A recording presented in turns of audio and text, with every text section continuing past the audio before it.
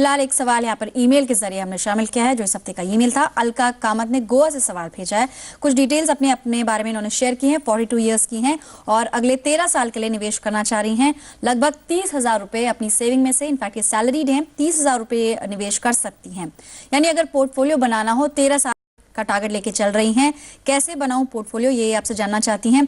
13 साल के हिसाब से कैलकुलेट करें तो बलवंत जी, ये 55 साल की उम्र में ये चाहती हैं कि रिटायर हो जाएं और बाद के लिए एक अच्छी रकम इनकी बन जाए। 13 साल का नजरिया हो, यानी 10 साल से ऊपर का अगर नजरिया हो, कौन से ऐसे फंड्स हो सकते हैं जो इनके लिए सूटेबल रहेंगे? रिस्क प्रोफाइल की अगर बात करें तो उन्होंने मेंशन किया कि मैं बहुत ज्यादा रिस्क तो नहीं लेना चाहूंगी, लेकिन कंप्लीटली रिस्क एवर्स भी नहीं हूं। ऐसे में मॉडरेट रिस्क टेकर के लिए आप कौन से फंड सजेस्ट करेंगे, कौन सी कैटेगरीज? देखिए पल्लवी, जैसे आपने बताया कि जो क्या किसमें इन्वेस्ट करेंगे वो आपका रिस्क प्रोफाइल पे भी डिपेंड करेगा और टेन्योर पे भी डिपेंड करेगा। आप जैसे इनका 13 साल का जो टेन्योर है, तो 13 साल का काफ़ी लंबा टेन्योर है, तो मेरा तो सुझाव रहेगा कि ये जो इक्विटी ओरिएंटेड स्कीम्स हैं उसमें इन्वेस्ट करें। जैसे ये 30,000 रुपये इन्वेस्ट करना चाहती है, तो मैं सजेस्ट करता हूँ कि 10,000 रुपये ICICI प्रूडेंशियल का जो ब्लू चिप फंड है उसमें डाल देवे, 10,000 रुपया फ्रैंकलिन का जो फंड है उसमें डाल देवे, 7,000 रुपया IDFC का प्रीमियर इक्विटी फंड है उसमें डाल देवे, और 3,000 रुपया ये चाहे तो SBI गोल्ड फंड में डाल सकती है या अल्टरनेटिवली अपना PPF में डाल सकती है। तो ये बहुत बढ़िया ऑप्शन रहेगी। परंतु जैसे बोल रही है कि मैं बहुत ज़्यादा रिस्क नहीं लेना चाहती, तो अल्टरनेटिव जो प्लान है वो भी मैं बताना चाहूँगा कि वो प्योर इक्विटी की जगह बैलेंस फंड में डाल सकती है, जिसमें बैलेंस फंड में अपने आप पीरियडिकली और अपने आप जो असेट एलोकेशन है वो फिक्स हो जाता है और बैलेंस हो जाती है। तो जो बैलेंस फंड के लिए मैं बताना चाहूँगा कि ICICI प्रूडेंशियल का बैलेंस फंड है उसमें 10,000 रुपये डाल सकती है, HDFC का बैलेंस फंड है उसमें 10,000 डाल सकती है,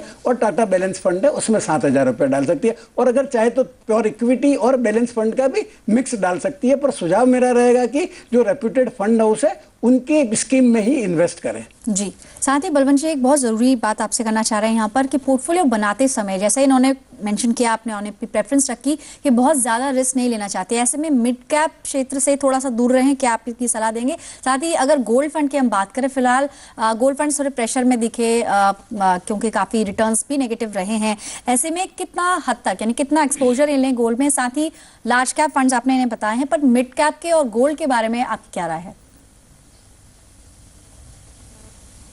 अगर आपकी थोड़ी बहुत रिस्क लेने की तैयारी हो तो मिड कैप में आपको मिड कैप फंड में इन्वेस्ट करना चाहिए। और चूंकि आपका टाइम हॉरिजन ज़्यादा है, तो 13 साल है, तो जैसे मैंने IDFC बताया वो mid cap multi cap fund है, तो उसमें डाल सकती है। दूसरा जो प्रश्न था आपका गोल्ड के बारे में, तो पिछले 10 साल में गोल्ड ने बहुत अच्छा रिटर्न दिया है, तो मेरी खुद की राय में भविष्य में बहुत कोई फैंटास्टिक रिटर्न गोल्ड पे नहीं मिलने वाले, परंतु आप भविष्य को प्रेडिक्ट नहीं कर सकते। और जैसे सोशल रेस्पॉन्सिबिलिटी के लिए हर हिंदू फैमिली, इंडियन फैमिली में सोने की जरूरत पड़ती है, तो इसके लिए मैं सजेस्ट करता हूँ कि पीरियडिकली, जैसे बच्चों की शादी ब्याह के लिए अगर इनको सोना इकट्ठा करना है तो वो गोल्ड फंड में इन्वेस्ट कर सकती है, परंतु बहुत बढ़िया जो रिटर्न्स है वो एक्सपेक्ट नहीं करें। मतलब जनरली जैसे गोल्ड है वो आपको इन्फ्लेशन से थोड़ा सा ज्यादा या इन्फ्लेशन के बराबर रिटर्न देता है लॉन्ग टर्म में। जी, और साथ ही हल्का डाइवर्सिफिकेशन की यहाँ पर बात हो रही है, तो आप कुछ हिस्सा करीब 10 से 15% ऐसे एक्सपर्ट की राय है आप गोल्ड में एक्सपोजर ले सकते हैं। साथ ही कुछ फंड्स आपकी स्क्रीन पर हैं जो हमारे एक्सपर्ट की तरफ से